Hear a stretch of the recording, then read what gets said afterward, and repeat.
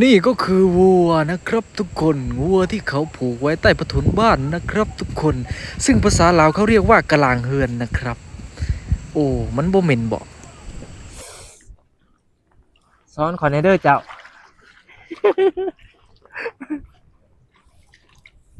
ซ้อนขอแน่เนี่ยไรซ้อนดำหน้าอ่าขอบใจโอเค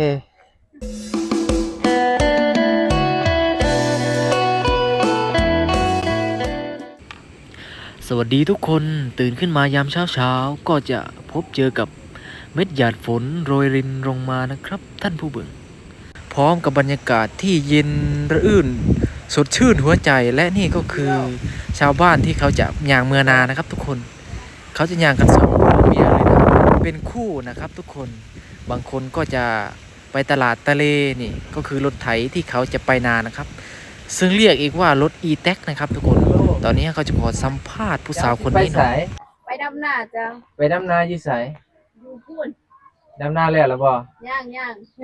ไปวางกับมาซอยนี่เด้อจ้างวันละ500,000วันละ500,000ไปสามารถแข่งคนได้วันละ500,000พี่น้องเอ้ยผู้ใดยังมาซอยขี่รถเมื่อบ่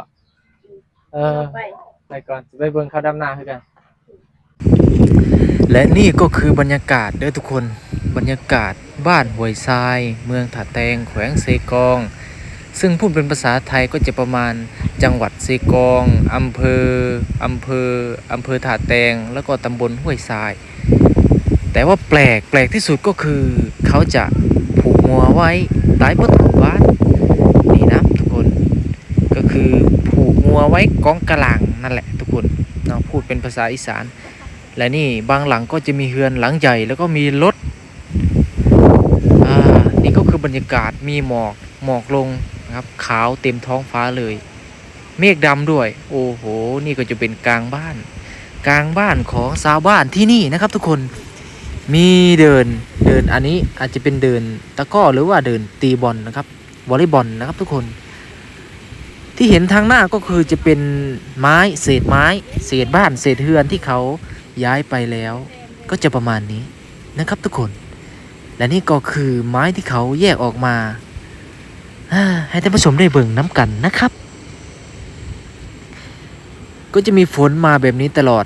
เกือบทั้งปีนะครับเฉพาะเมืองถาแตงแขวงเซกองแต่ว่าตัวจังหวัดก็จะไม่มีฝนเท่าไหร่โอ้และนี่ก็จะมีหญ้าที่กองกะลาง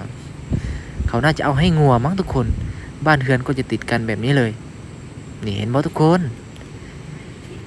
บรรยากาศพิธีชีวิตชาวชนบทของบ้านห้วยทรายเมืองทาแตกแขวงเสกองนะครับอันนี้น่าจะเป็นอะไรเนาะกะหล่ำปีมั้งทุกคนน่าจะเพิ่งปลูกนะครับบ้านนี้เฉพาะกลุ่มนี้ก็จะประมาณ50กว่าหลังคาเรือนนะครับทุกคนโอ้อันนี้ไม่อะไรไม่พยุงก็เปล่าน่าจะไม่ใช่นะเขาน่าจะเอามาทำลักหัวนะครับท่านผู้ชมให้ทุกคนได้เบิ่งนำกันอ๋อทางนั้นมีการเพาะกล้าด้วยทุกคนกล้าเมล็ดข้าวบรรยากาศนี่โอ้ทางนั้นดำนาเขาจะไปพากันเบิ่งผู้สาวดำนานะครับทุกคนเห็นแค่3คนไม้เนี่ยแน่นหนาเลยหลักหัวอันนี้อะไรวะห้องน้ำหรือเปล่าบรรยากาศตอนนี้เย็นมากเลยทุกคนทั้งเย็นทั้งสดชื่นสะอื้นหัวใจนะครับถ้าใครไม่มีแฟนก็คงจะหนาวแย่นะครับเฉพาะคนที่มาเมืองถาแตงแขวงเสกองเพราะว่ามันฝนตกตลอดทั้งปีนะครับทุกคนแล้วกันอันนี้ก็มีร่องน้ำหรือภาษาพื้นบ้านเขาจะเรียกว่าห้องผายนะครับทุกคนเดินไปก็สีกลัวไปกลัวอะไรนะกลัวทากเพราะว่าถิ่นที่มีอากาศเย็นแบบนี้มักจะมีทากอันนี้ก็คือเฮือนห่มตรงที่ปลูกผักนะครับทุกคนไม่ให้หยาดฝนโรยรินลงมาถูกผักนะครับถ้ามีฝนเนี่ยไม่มีเฮือนห่มก็อาจจะทำให้ผักในเปื่อยได้นะครับท่านผู้เบิ่งบ้านนี้ก็สวยเนี่ยประตูรั้วสวยดีค ข้าวโพดล้มหมดเอาเดียวเข้าไปทางไหนก่อนทุกคนโอ้ก็จะลำบากแหน่น้อยนิดหนึ่งนะครับทุกผู้ชมขออภัยในความที่พูดไม่ค่อยคล่องเท่าไหร่นะครับอันนี้คืออะไรขี้ไฟโอ้ไม่ใช่มันมีไม้ด้วยทุกคนน่าจะเป็นโรงเรื่อยนะครับทุกคนตรงที่เอาไม้ไว้โอ้ยข้าวโพดเสียดายท่านผู้เบิ่งเอ้ยข้าวโพดลมเบิดพี่น้องปองปายเขาเอ้ยเป็นแต่เสียดายเนาะครับแต่ว่ามักบ้านหลังนี้สวยดีผมกับล่มนี่นะครับล่มกับล่มโพดล่มบรรยากาศเย็นเท่าไรล่มแห้งมาอันนี้ก็คือหมากอะไรนะหมากไม่ใช่หมากเขียวเสวยนะครับทุกคนพูดผิดขออภัยโอ้อันนี้ก็มีเศร้าตาเคืองแต่ว่าตะกร้าอุ้ยภาษาลาวเรียกว่าอะไรโอ้ยลมมาแรงทุกคนเอ้ยภาษาลาวเรียกว่าก้านะครับนี่สวยสดงดงามแบบนี้เลยแต่ว่าหน้านี่บ่หลายทุกคนเลยนานมาฮอดแล้วมาเห็น3 คนดำนาอยู่นี่เดี๋ยวขออนุญาตเด้อทุกคนไปสัมภาษณ์เพิ่นโดยตรงเลยเพิ่นดำนาอยู่นั่นแน่บรรยากาศเขาโพดเพิ่นกับแต่เสียดายเนาะครับเนาะลมเบิดน่าจะบ่มีโอกาสได้เติบโตขอสัมภาษณ์ผู้สาวก่อนน้อยหนึ่งพี่น้องเอ้ยขออนุญาตเด้อขออนุญาตติดไมค์หน่อยนะได้บ่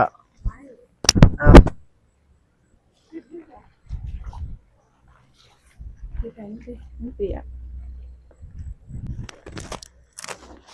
้าวขอบใจโอเคสบายดี ฮัลโหลโอ้ดำนา3 คนมีแต่เท่านี้บ่คนดำนานี่แมนโอ้ยกล้องเปียกเอาคนอนุญาตเซ็ตกล้องโอ้บ่มีพี่น้องบ่บ่เออเป็นใจอีตนเนาะครับเนาะเฮ็ดหน้า2-3ไห้นี่บ่ เฮ็ดนาบ่ เฮ็ดหน้าแต่3ไห้นี่บ่เฮ็ดหน้า2ไห้แมนให้หนึ่งให้หนึ่งกุ้งกินอยู่บ่ล่ะกุ้งกินหรือบ่เอาไม้ไปให้ผู้เว้าพุ่นแหละครับกว่าเอาติบันไดเขาแกะแกะบังเลยเขาแกะบ่อันนี้ลองไปนี่เพิ่นแหน่มันคือบ่ขึ้นฮะมันเป็นได้ไดมันบ่ขึ้นไฟจ้ะบ่แม่นตาเจ้าบ่เบิ่งเอาพี่โอ้มันขึ้นอยู่โอ้ติดโซดสิขอสัมภาษณ์เพิ่นจักน้อยติดขยันตบนี่ดีๆโอ้ดำนา3 คนสบายดีเด้อฮัลโหลอีหยังมาดำนาติลูกผัวไปไสคือว่าดำนาแต่3 คนอันผู้นั้นบ่ผัวเจ้าบ่แม่เอาไปไผซะลุงแม่นผัวไปไสผัวบ่สบายลูกเด้ลูกอยู่เฮือนเพิ่นบ่มาซอยบ่ฮะลูกจักปีแหละลูกยังน้อย แม่นผู้ใหญ่หั่นผู้กกหั่นอายุ6 ปีผู้กกอายุ6 ปีเพิ่นยังบ่ทันผู้นึงอายุ3 ปีปลายครอบครัวอยู่จักคนซะ4 คน 5 คนประมาณนั้น4-5 คนโอ้กับผู้นี้บ่แม่นบ่อยู่กับลุงฮัลโหลสบายดีอ้าวฮัลโหลมันคือบ่เว้าล่ะมันคือบ่เว้าลุงเจ้าว่าเป็นคนกึกกันนะบ่ได้ยินถึงเว้าก็บ่เป็นแม่นบ่เฮ้ยฮัลโหล พี่น้องนี่ก็คือเจ้าซื้อหยังน่ะ ซื้อแม่ควันตา ซื้อแม่คอนตาซื้อแปลกเนาะแม่คอนตาย่านเขาบ่ฮู้ว่าเจ้าเป็นแม่คอนตา เพราะว่าอยู่ซื้ออยู่เฟซซื้อแม่ควันตา เอาเฮ็ดเพจอีกเพจซื้อแม่คอนตาบ่ อืม โอ้เดี๋ยวสิลองเสิร์ชไปเบิ่งนี่พี่น้องลองเข้าไปเสิร์ชเบิ่งหน่อยเด้อแม่คอน ซื้อ ตา แทหันซื้อดินซื้อโสดก็ได้ ซื้อโส โส ด ดแต่ยังซิงบัว โสด ซิ แต่ ง ยังซิ่งโอ้บ่ธรรมดาพี่น้องโสดแต่ยังซิ่ง โสดมีลูกสอง โสดมีลูกสองผัวติดพร้อม แม่น ว้าว ลูกติดน้ำ ลูกติดอีกเอาทั้ง ทั้ง นี้ เขาอีกติดน้ สาวหลาเนาะอันนี้คือคนชื่อซิวดีว่าเป็นชื่อสาวหลา ำมาเดินมาดำนา อันนี้ ซ เฮา อย ก็ ทุ ติ ก ด ค ตาม น เพิ่นนี่เอามานะผู้นี้นี่ซื้อสาวหลาเล่าวไต่นี่ ติดตามอยู่เด้ออีหล่าเด้อมาดำหน้าเป็นหมู่กันบ่เป็นพี่น้องกันบ่เป็นพี่น้องกันกับเพิ่นบ่เป็นหมู่บ่เสี่ยวกันบ่ อ๋อเสี่ยวกันเนาะ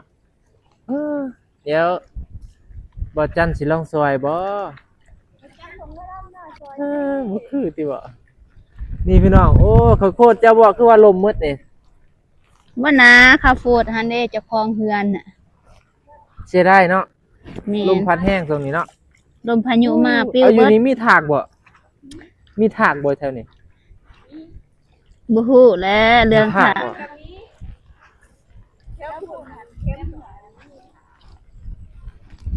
่ก็ยาได้แห้งเป็นคนบ่หยาดเนาะเดี๋ยวสิขอไปสัมภาษณ์อันน่ะลูกอันนี้น่ะ ลูกเกือกนี่นะหรือว่าคนสิลองดำหน้าบ่สภาพนี้ดำหน้าได้บ่ทุกคน เออข่อยย่างมาข่อยย่างเลาะบ้านนี่พอดีว่าข่อยเห็นเจ้าดำหน้าข่อยก็เลยย่างมาหา เห็นดำหน้า3คนมันแปลกโอ้หมู่บ้านนี่เป็นแบบนี้เนาะคุณทุกคนอยู่นี่ก็เป็นหน้าเฮ็ดหน้าแต่2ไห้เออเดี๋ยวข่อยสิลองดำหน้าเด้อ เดี๋ยวเอา ไว้สิถือ ข่อยสิดำซอยเจ้าเอาจับกล้องให้ได้บ่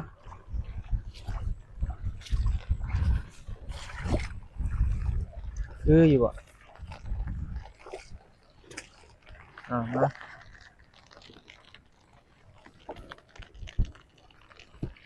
ะก็เต็มมีให้จอบาร์ให้โนมีให้โนบาร์ให้จอ มื้อนี้เฮาได้มาเบิ่งชาวบ้านเพิ่นดำนาอยู่นี่เห็นว่า จ้ามัน สองคน มันเรื่อง พอดีว่ายังมาแต่พูดแล้วมาเห็นเพิ่นดำนาอยู่นี่อาจจะได้ก็ยินดีต้อนรับเข้าสู่ช่องจันทพรแบงค์เบาคือเก่าพี่น้องเอ้ยเนาะก็ยินดีให้ทุกคนมารับมาชมวิถีชีวิตชาวบ้านห้วยทรายอันนี้แม่นบ้านห้วยทรายกลุ่มหยังนี่ กุ้มเจ็ดบ่ กลุ่ม7พี่น้อง เงินมาสู่กุ้มเจ็ดบ่หน่วยฮะกุ้มเจ็ด หน่วยบ่ หน่วย เป็นหน่วย7พี่น้องเอ้ยชาวบ้านเพิ่นดำนาแค่3คนมื้อนี้เฮาสิมาดำซวย ลองเบิ่งพี่น้องโอ้ยคืออยู่บ่โท ครั้งแรกในชีวิต ครั้งแรกในชีวิต คืออยู่บ่ล่ะสอนขอแหน่เด้อเจ้า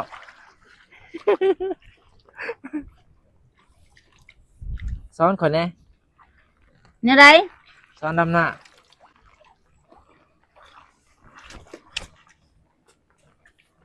ก็ดำแบบนี้แหละนี่ แบบนี้ บ่เลยดำน้อยๆ4-5กก 4-5 4-5ต้น โอ้นับเอาเนาะ นับเอาก็ได้ ถ้าดุนับ ประมาณเอาเลยเด้อนี่ลายกระยาเนาะซ้ำนี่เนาะ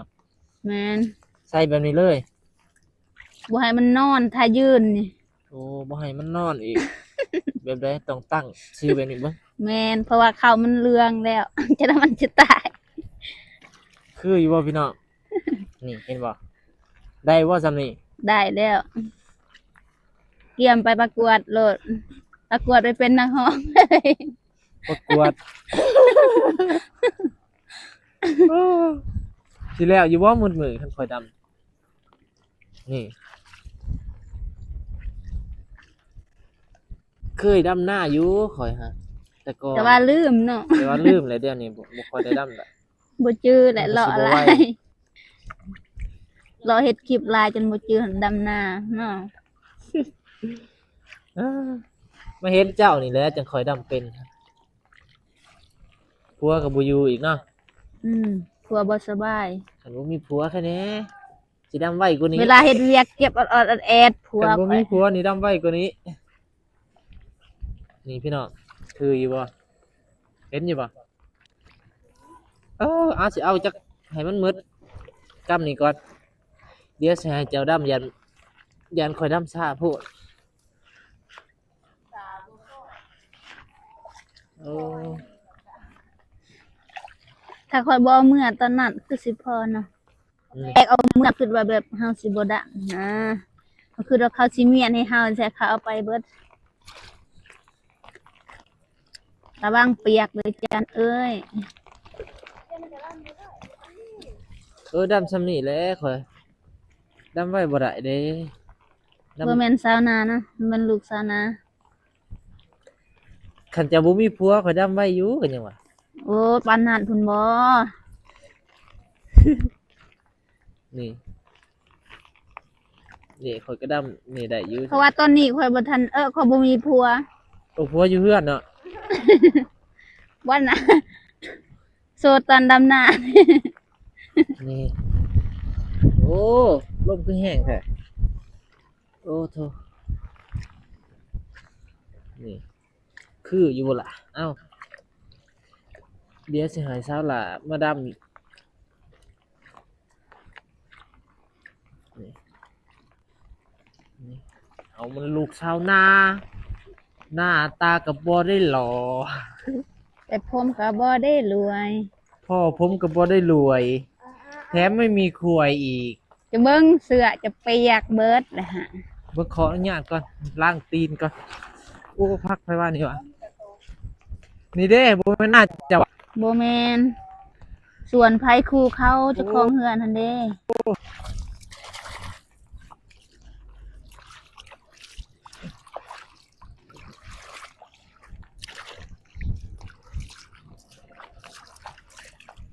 เขาวเรื่องแบบนี้มันเคี่ยวไว้เด้เนาะ2-3 มื้อ โอ้ยเป็นหวัดเลยทีเดียว เคี่ยวไว้ เอาขอบใจขอบใจเด้อเอาสิติดตามเจ้าบัดนี้สิให้เบิ่งเจ้าหันดำนา เด้อมาดำนาซอยเด้อ มา มา ดำ ดำ นา นา ซ ซ อ อย ยแม่ควันตา แม่ควันตาสาวลือผัว เว้ยเอาให้กู ผัวติดโสดอยู่ เป็นหยังเจ้าจังโสด โสดเพราะ เป็น ว่า หยังเจ้าจังโสดผัวติดแล้วก็มีลูกพอ เพราะว่าเฮาโสดตอนนี้ เพราะว่าเฮาซื้อโสด เนอเพราะว่าเขาซื้อโสด เกือบขึ้นมุกไว้อยู่แต่ว่าสิ มัน ตาม บ่แม่ บ่ น นั่นแหละดีหลายจะว่าย้อนเฮาซื้อโสด ถ้าเฮามีลูกหั่นเป็นแม่ควันตา เออ เพราะเดี๋ยวนี้เฮาโสดเฮาซื้อโสด เป็นหยังจังโสดว่าซั่น เพราะว่าเฮา ซื้อโสด ลูก พี่น้อง พัวบ่ได้มาเพราะเฮาโสดแหละ โอ้ เพราะว่าเฮาก็ซื้อ บ่ได้ โส มาก ด เลยโสดคันผัวมานี่คุ้มตาเขียวบ่ ถ้าพัวมาหั่นชื่อแม่ควันตา อ๋อบ่ธรรมดาเว้ยจักโมงสิแล้ว 11โมงกันเลย โอ้11โมงเออนี่พี่น้องเบิ่งนี่ลำบากบ่ สาวให้ ส่ง สาว ลำบาก นา บ่ดำหน้าแต่ก็ ลำบาก ดี แห่ง ซื้อ ฝน ข้ว แห่งพายุเข้าอีก แห่งพายุเขาลาวใต้พี่น้องเอ้ยนี่ก็คือพิถีชีวิตบ้านเพิ่น บางท้องถิ่นก็น้ำท่วม อาชีพหลักอยู่นี่เขาเฮ็ดหยังสาวโสด เฮ็ดสวนผัก เฮ็ดสวนผัก ยามแล้งก็เฮ็ดสวนผักยามฝนแบบนี้ก็เฮาก็ดำนาแหละ ยาม ยามแรงนี่บ่ยามเย็นนี่บ่ ฮะ บ่จักสิ โอ้ยามเย็นนี่เฮ็ดสวนผักสิบ่ ยามเย็น ตอนเย็นหั่นใดตอนแรงบ่คนลาวเอิ้น ว่าว่าหมวดสั่วเลยบ่จัก เฮ้อ บ่จักเพราะว่าอยู่นี่เฮาเฮ็ดสวนผักเด้ โอ้ แบบยามฝนเฮาก็ดำนาย ามฝน เพราะว่า ดำนา เฮ็ดสวนผักบ่ได้ โอ้ยามแรงซั่นดอก เฮาก็ว่ายามแล้งแต่จะว่ายามฝนยามหนาว คิดว่ายามแรงสิเย็นสินะ โอ้ยามแรง คือว่ายามแล้งสิร้อนอยู่ดอก ยาหั่นแหละเอ้าฤดูแล้งนี่เพิ่นสิปลูกผักฤดูฝนเพิ่นสิดำนาฤดูฝนปลูกผักบ่ได้บ่เขายังเห็นเขาเฮ็ดอยู่ เอ้าบางบ่อนก็ปลูกแบบปลูกก็มันบ่งามนะ อันนี้เขาเฮ็ด ถ้าอยู่ประเภทแบบอ เฮ็ด ยู่ เพื่ ให้ อโฮมเพื่อนโฮม เพื่อนร่วมมันได้ เพราะว่าบ่มีน้ำ โอ้อันนี้มีน้ำ อยู่นี่มันน้ำพี่น้องนี่แหละฮอดฤดูนี่แฮงสิฝนตลอดเลยฝนยาวเลยอยู่เมืองเพิ่นโอ้ยย่านทากเด้ย่านทากเด้เจ้าย่านทากอยู่บ่ ย่าน ย่าน แม่นย่านทากกว่าคนกว่าย่านคนอีก เบิ่งสภาพอากาศบ้านเมืองครั้งนี้โอ้หมอกขาวบ่แม่นหมอกที่ฝนเด้อฝนฝอยเนาะฝนฝอยฝนลิ้นว้าท้องฟ้ามืดครึ้มเลย เยี่ยวดอกแต่อายุมันโดนล โอ้แม่นยังพังนี่แหละพี่น้อง ำอ้าว ไหนมา เปียก เบิ่ง เบิดแต่บ่มีอันนั้น อัน ยาง นี้ ติ บ่แม่นเขาเจ้าบ่แม่นกาเจ้าบ่ บ่กะเขา ของเจ้านี่เหลืองหมดเลยเนาะ แม่นเพราะว่าเฮาเอาออกไผคู่เด้บ่ทันก็เลยปากะให้มัน โอ้ เรื่อง พักอีครูที่อยู่ให้หน้านี่บ่ หึ พักที่อยู่หน้านี่บ่ อีหยัง พักอีครูอยู่ให้หน้านี่บ่ แม่น ระแวง เอาออก ทาง มือว่าน ผู้ใดไทยหน้า พัว อ้าวผู้ว่าไทยหน้าได้ อืม ดำนาบ่ได้บ่ มื้อนี้เราบ่สบาย โอ้ไทยไว้แต่วันนี้เป็นหยังคือว่าบ่สบายเด้ วันนี้เราก็ว่าตัวเองเจ็บคอเพราะว่าบ่มีคนไทยเราก็เลยไทยจำเป็นบ่มีคนจับ ไทยเองแหล้วเนาะ อืม ได้อีบ่ไทย แต่มีคนตาไทยกับก็ได้คือกัน เพราะว่าเฮามีผัวแหละ ให้ผัวไทยแบบ เออตอนเป็นสาวนี่ก็เฮ็ดแม่นบ่ ฮะ ข้อยเห็นหลายคนเขาก็เฮ็ดได้ เฮ็ด เจ้าเคยอยู่ว่าไทยหน้า เป็นอยู่หน้าไทยเฮา หน้าไทยหน้า หน้าไทยเฮาโหโพด เกือบสิตามมาอย่างเลยตามต้น อยู่ทางนี้ก็มีหวย ต้นมักมีไทยนาปีกาย เก่งแล้วสนะา เกือบสิบ่รอด อยู่กัน3คนเนาะครอบครัวคอนตาโอ้ยแม่นบ่ เฮา แม่ ต้อน ง และ ฝึกเลยเอาตัวนี้ คือ เล คอย นตาเนาะอันนี้เพื่อนเจ้าบ่นี่ เจ้า บ่ ฮะ เพื่อนเจ้าบ่เพื่อนไผคืองามแท้ เพื่อนเขา เพื่อนเขาจะมาเฮ็ดหน้าเขาบ่ หึ จะมาเฮ็ดหน้าเขาบ่ บ่นะนาเฮาเอง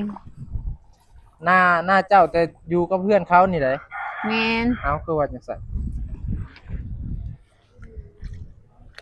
เป็นหน้าปั้นกั้นบ่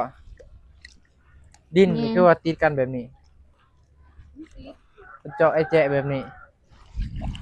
เพราะว่าแต่ก่อนเขาญาติกันเด้ดินผู้ใดได้ โอ้ยากั้นอีก แม่นเฮาสมัยผู้ใหญ่เฮาเด็กน้อยบ่จักอิหยัง ถ้ามีมันก็มีหลายจับ โอ้ แม่นอันนี้เจ้าหนึ่งเจ้าหนึ่งอันนี้ก็เจ้าหนึ่งพูดเจ้าหนึ่งเจ้าหนึ่ง โอ้ ตามก่อนเจ้านี่ อ้าวอ้าวคือว่าจังซั่น พูดทั้งรวม2ให้3ให้ก็เจ้าหนึ่งเป็น10เจ้าเลยเด้ อ่ะมีใบตะดินบ่ มี มันเอาเจาะไอ้แจะสิรู้สึกว่ารำคาญหรือว่าเขาโฮมกันบ่ใบตะดินเฮ็ดใบเดียวแต่เอา ที่ดินหลายบอนมาโฮมใส่กันบ่แบบนั้นบ่ บ่จักคือกัน หากว่ามีคือว่าบ่ฮู้กัน โอ้ยังอยู่นำผู้ใหญ่อยู่ แม่น เออสมพอ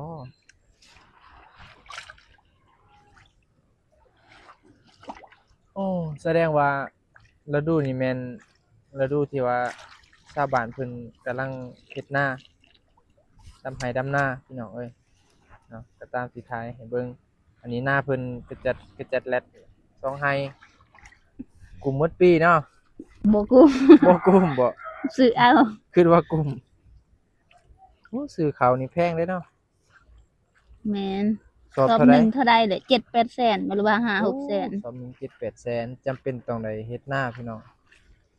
เฮ็ดนานี่ยากเลยเนาะหาเงินซื้อข้าวเนาะ แม่น หาเงินซื้อข้าวลำบากกว่าเฮ็ดนาเนาะคันสิหาเงินซื้อข้าวหมดปีเนี่ยนะเฮ็ดนาลำบากแค่2มื้อแม่นบ่ตอนดำโอ้ยหลายมื้อเติบ ตอนดำตอนเกี่ยวตอนปั่นโอ้ยบัดกินหันข้าวเดียวเบิดแหละ นักเติบอยู่ได้แล้วก็เติบอยู่พี่น้องอ้ออันนี้เป็นชาวบ้านห้วยทรายนะข้อยเห็นเพื่อนบางหลังก็เข้าหมางออกแน่ก็สิเบาบางแน่เนาะแม่นบ่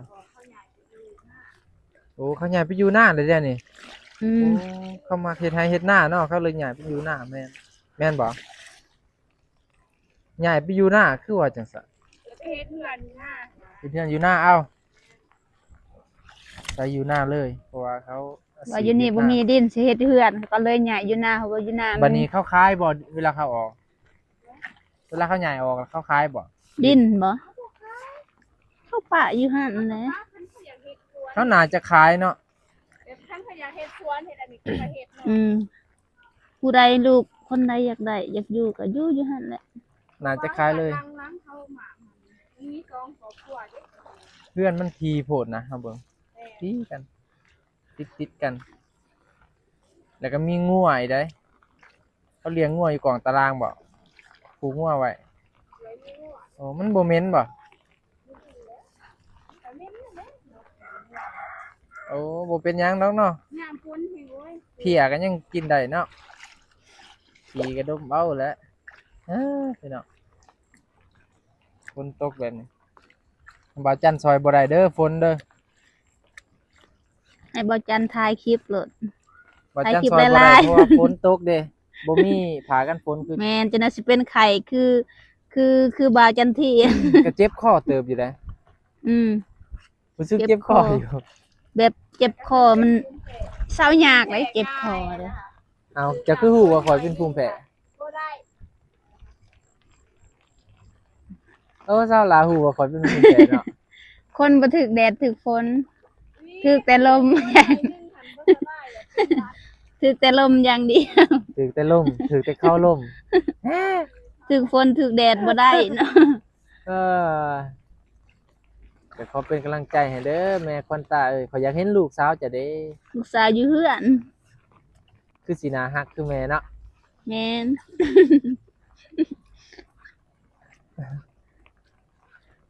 พี่น้องนี่แหละมาให้พี่น้องเมืองพิธีชาวบ้านห้วยทรายพิธีชนบทบ้านห้วยทรายนะครับแต่ก็ถือว่ายังเป็นชนบทสำหรับอันน่ะกลุ่มบ้านนี้ถ้าว่าเขาย้ายออกไปนี่คือแน่ ถ้าเนี่ยเอาไปอะสิเป็นในเมือง คำว่าเป็นกลุ่มเป็นก้อนแบบสี่นี่มันเป็นชนบทได้ แม่นเป็นก่อนอีหยัง นั่นแหละเป็นจุดเฮือนน่ะนะแต่สมัยนี้หั่นน่ะส่วนหลายเขาสิย้ายออกไปแหละตามความเบิ่ง ง่ายออกไกลทางผู้ใดมีดินไกลทาง อยู่ในมันคับแคบ ที่จริงแล้วน่ะเมืองท่าแต้งก็ถือว่าเป็นเมืองเจริญอยู่เนาะสำหรับเฮาเบิ่งเฮาเห็นนะครับเฮามาน่ะ ต้นคืนวันเสาร์บ่ อืม เนี่ย ได้ไปอยู่บ่เนี่ย ทุกคนนี่แหละมาให้กำลังใจเพิ่นเด้อนี่เด้อให้กำลังใจผู้สาวโสดแล้วก็น้องลาสาวลาวใต้ติดตามอยู่เด้อน้องลาเด้อเฮ้ยคือว่าถาก ติดตามอยู่เด้อน้องหลาสาวลาวใต้ เอาไหม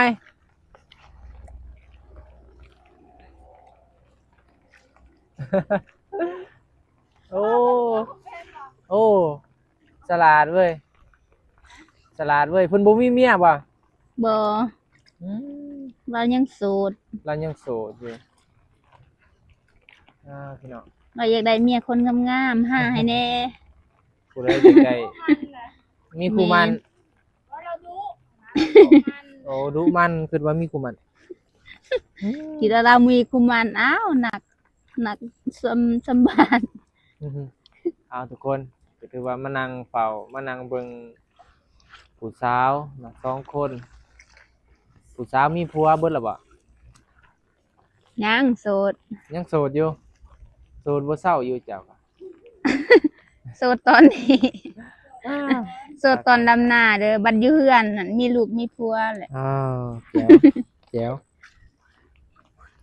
อ้าวทุกคนเป็นจังไดเบิ่งคลิปนี้แล้วก็อย่าลืมฝากกดติดตามกด Subscribe กดไลค์กดแชร์กดกระดิ่งให้ด้วยนะครับจะได้ก็อย่าลืมเป็นกำลังใจให้จันทพรแบ่งเบาในอยเด้อเนาะพอกันใหม่คลิปหน้าเนาะพิถีชีวิตใหม่สำหรับคลิปนี้ก็ขอกล่าวคำว่าสบายดีเด้อทุกคนบ๊ายบาย